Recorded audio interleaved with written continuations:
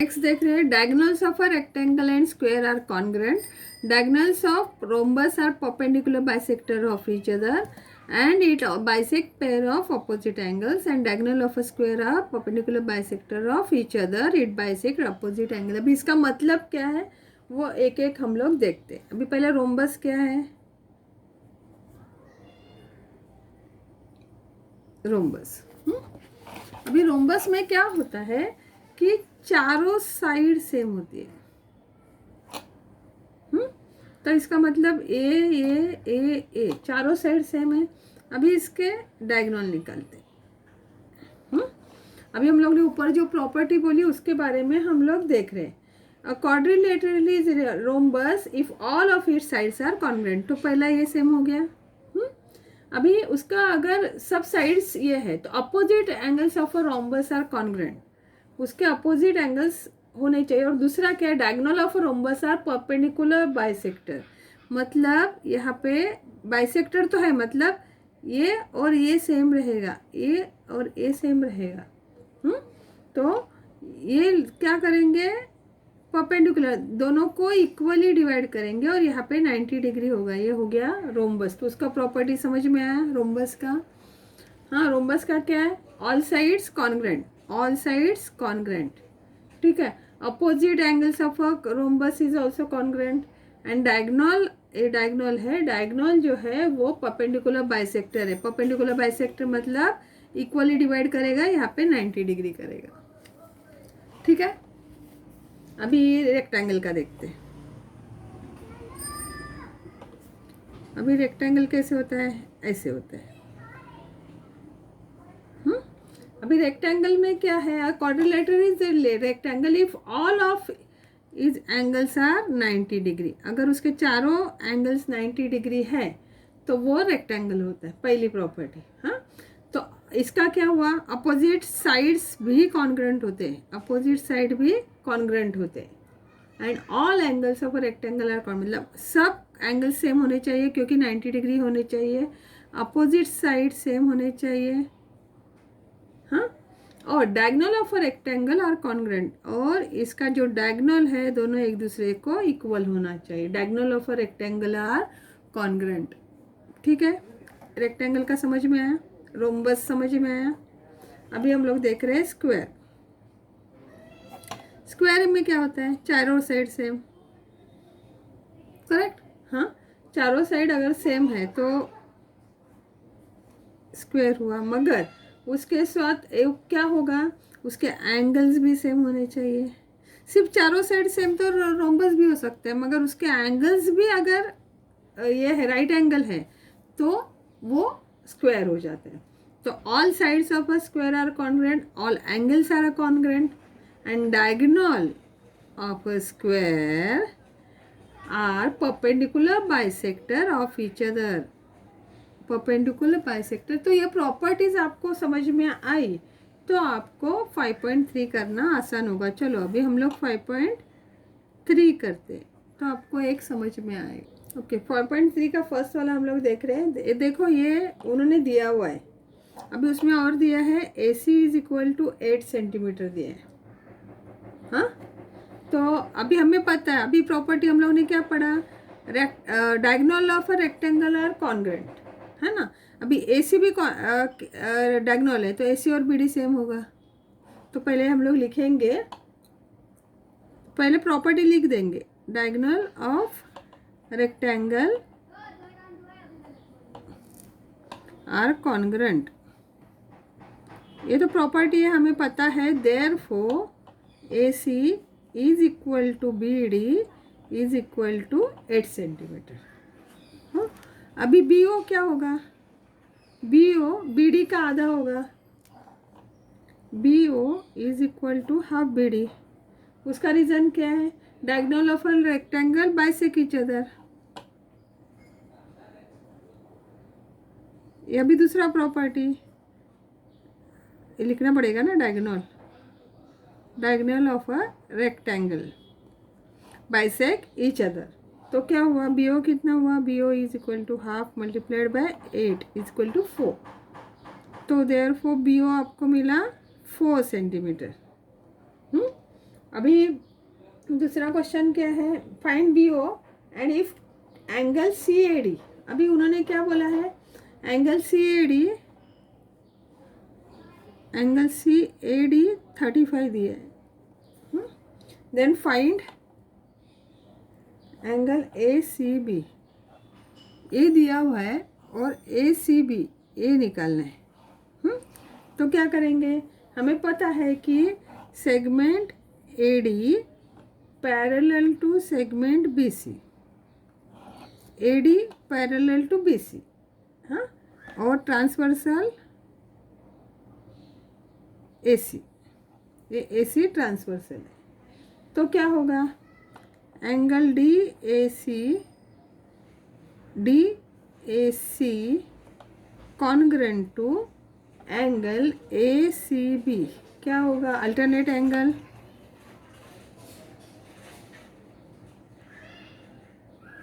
है ना। तो क्या हुआ, therefore angle D A C तो हमारे पास है। अभी D A C is equal to angle A C B is equal to 35 degree. ठीक है, तो अभी मिल गया। अभी हमें क्या क्या निकालने को बोला था, उन्होंने बी ओ निकालने को बोला था, उसको आपको आया 4 सेंटीमीटर और एंगल ए सी बी आया 35 डिग्री। तो ये आपका आंसर हो गया। देखो 4.3 का सेकंड क्वेश्चन देखते हैं। उन्होंने बोला है रोम्बस दिया P Q R S. Rhombus में क्या होता है, चारों साइड सेम होते हैं। यहाँ पे पी क्यू का साइड दिया है 7.5 और हमें क्यू आर निकालना है, हाँ। और यहाँ पे क्यू पी एस 75 डिग्री दिया है। ठीक है, तो अभी हमें क्या क्या दिया है वो पहले लिखते हैं। P Q is equal to 7.5 centimetre और therefore P Q is equal to Q R is equal to 7.5 centimetre. पहला हम लोग का हो गया। रीज़न क्या है, sides of a rhombus are congruent, ये तो प्रॉपर्टी है, हाँ। इसके लिए हमें पहला आंसर मिल गया। ठीक है, अभी पी क्यू आर 7.5 मिल गया। अभी angle Q P S is equal to 75 degree, ये भी उन्होंने दिया है। और हमें क्या निकालना है, पी क्यू आर निकालना है। देखो क्यू पी एस दिया है और पी क्यू आर निकालना है। तो क्या करेंगे, पैरेललोग्राम है तो एडजस्टमेंट एंगल सप्लीमेंट्री होते हैं। तो हम लोग लिखेंगे angle Q P S plus angle P Q R is equal to 180। Adjustment angles supplementary होते हैं कि नहीं। अभी एंगल क्यू पी एस कितना है 75 plus angle P Q R is equal to 180। Therefore angle P Q R is equal to 180 minus 75। Therefore angle P Q R is equal to 105 degree. अभी और क्या चाहिए, S R Q, S R Q. अभी S R Q क्या है, ये parallelogram है तो अपोजिट एंगल कॉन्ग्रेंट होते हैं, तो उसको निकालने की ज़रूरत नहीं, हाँ, लिख सकते हैं डायरेक्ट। अभी angle S R Q is equal to या congruent to angle Q P S, हाँ, क्यू अपोजिट एंगल कॉन्ग्रेंट होते हैं कि नहीं। तो therefore angle S R Q is equal to 75। ये अभी आपने सॉल्व कर दिया। अभी लास्ट में हम लोग आंसर जो भी उन्होंने पूछा है क्वेश्चंस उसके आंसर लिखते। पहले तो हम लोग ने क्यू आर फाइंड किया 7.5 सेंटीमीटर, फिर हमने एंगल पी क्यू आर निकाला 105 डिग्री, फिर हम लोग ने एस आर क्यू निकाला 75 डिग्री। तो ये आपका आंसर हो गया, मेन आंसर। ओके, नेक्स्ट वाला देखते हैं, थर्ड वाला। यहाँ पे दिया है आई जे के एल स्क्वायर है, वो इंटरसेक्ट करता है एम में डायगोनल इसके, और हमें find the measure of I M J A और जे आई के ये वाला, और एल जे के, एल जे के, ये वाला, ये हमें निकालना है। तो पहले क्या दिया है, आई जे के एल इज स्क्वायर, ये तो उन्होंने दिया हुआ है। हाँ, अभी ये अगर स्क्वायर दिया है तो हम लोग को प्रॉपर्टी क्या पता है, diagonal of square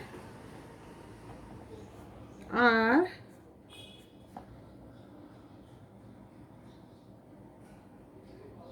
perpendicular to each other. Therefore आपको क्या मिला, एंगल आई एम जे मिला 90 डिग्री, एक हो गया आपका। अभी दूसरा प्रॉपर्टी क्या है, तो दूसरा प्रॉपर्टी है डायगोनल ऑफ स्क्वायर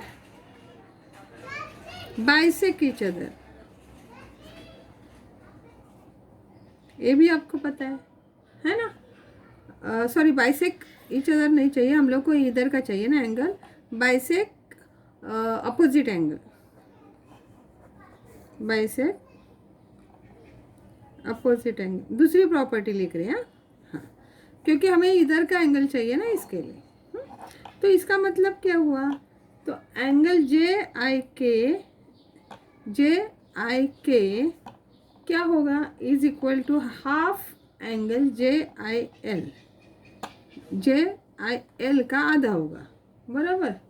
अभी therefore angle J I K is equal to half multiplied by 90। हाँ, अभी जे आई एल 90 क्यों है, तो उसका रीज़न क्या है, angle of a square. Angle of a square क्या होता है, 90 डिग्री होता है, ये तो प्रॉपर्टी है ना। Therefore angle J I K is equal to 45 degree. ठीक है, अभी वैसे ही दूसरा वाला भी देखते हैं। दूसरा एंगल क्या निकालने को बोला है, also एंगल एल जे के कितना होगा, हाफ ऑफ एंगल आई जे के, तो क्या हुआ, हाफ मल्टीप्लाइड बाय 90, वापस 45 डिग्री हो गया एंगल एल जे के। तो अभी हम लोग आंसर्स लिखते हैं, क्या क्या आंसर्स आपको मिला, तो आंसर्स मिला I M J is equal to 90 degree,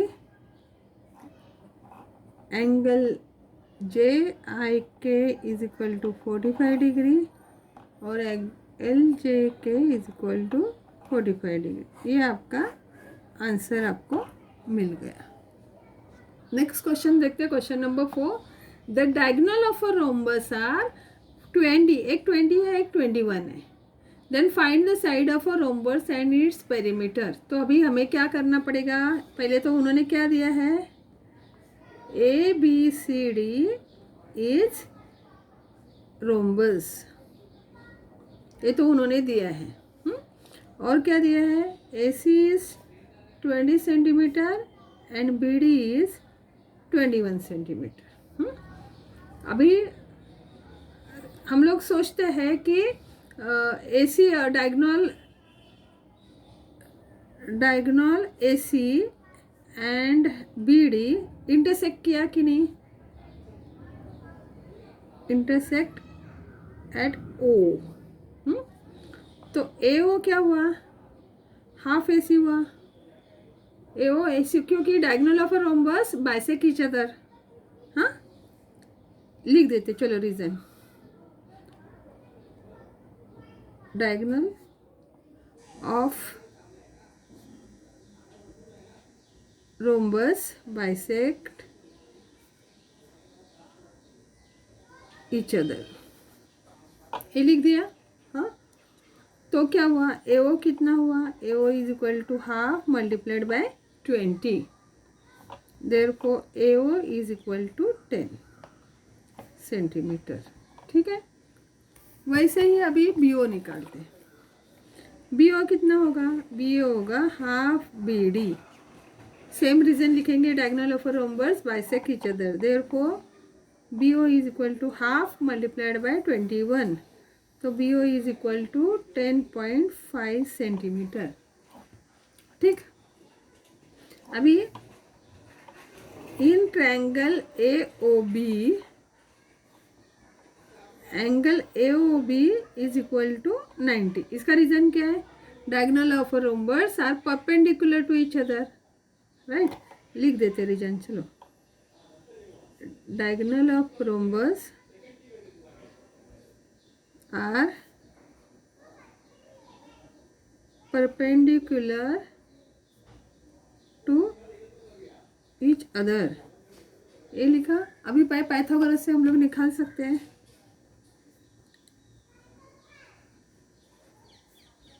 Pythagoras theorem, देखो यहाँ पे 90 डिग्री हुआ, आपको ए ओ भी मिल गया, बी ओ भी मिल गया, तो आप यहाँ पे हाइपोटेन्यूज निकाल सकते पाइथागोरस से।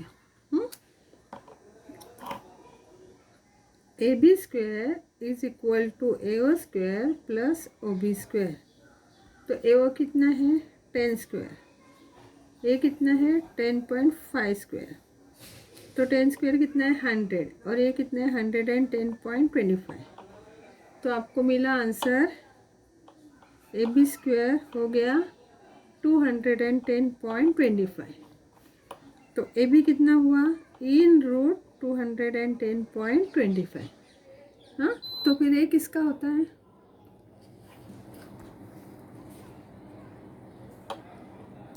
तो ए बी कितना हुआ? 14.5 सेंटीमीटर, ठीक है। तो साइड ऑफ अ रोम्बस मिला,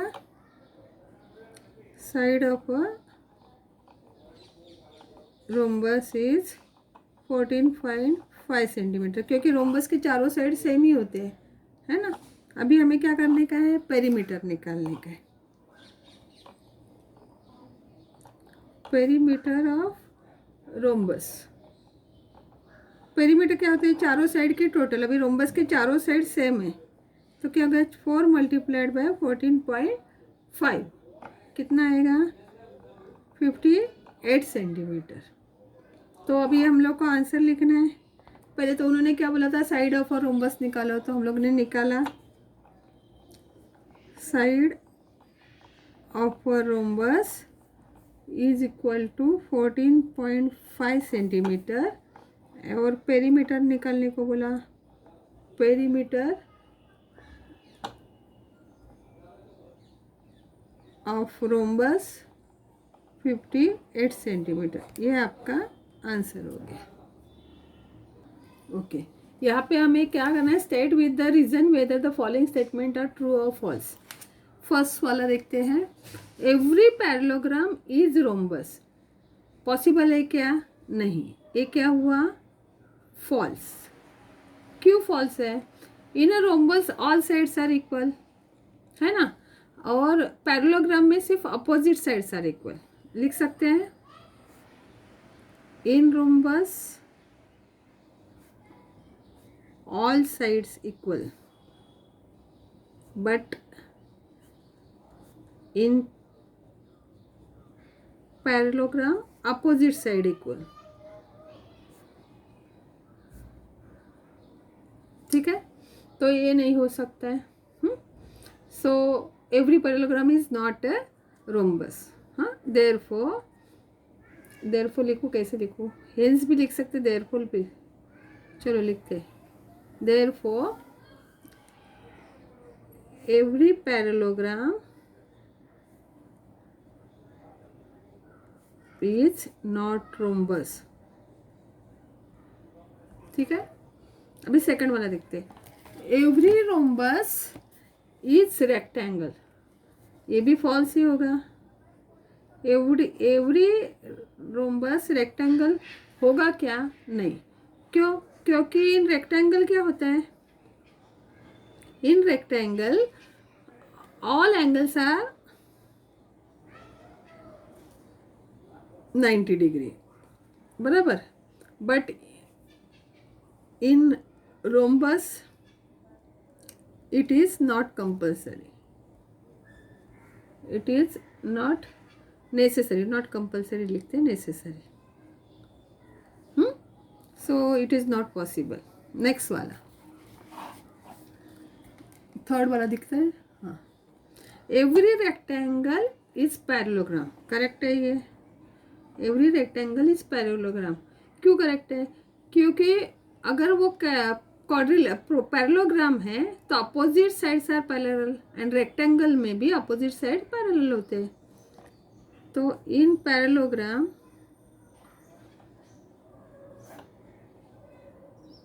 opposite sides are parallel, बराबर। and in rectangle also, in rectangle opposite sides are parallel, तो ये पॉसिबल है। So every rectangle, therefore every rectangle is a parallelogram. Fourth वाला करते हैं, दिख रहा है? Okay. Every square is rectangle, yes it is also true. Every square is rectangle, क्यों ट्रू है? क्योंकि in rectangle all angles, in rectangle all angles are 90 degree, and in square also, and in square भी same है ना, in square also all angles are right angle, right angle मतलब ही 90 degree होता है ना। therefore every square is a rectangle. next, every square is rhombus, होगा क्या? yes, every square is rhombus, correct है। क्यों? क्योंकि in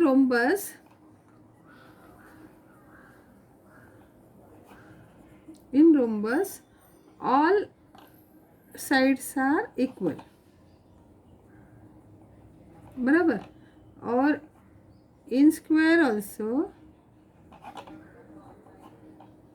all sides are equal, so ये हो सकता है। अभी एवरी पैरेललोग्राम इज रेक्टेंगल, ये नहीं हो सकता। एवरी पैरेललोग्राम इज रेक्टेंगल नहीं हो सकता है। क्यों? क्योंकि in rectangle every quadrilateral is rectangle हो सकता है ना। If all of its angle are right angle in a parallelogram, it is not necessary that all angles are right angle. समझा? एवरी पैरेललोग्राम रेक्टेंगल नहीं हो सकता। क्यों? क्योंकि in rectangle all angles are 90 degree, but in parallelogram not necessary.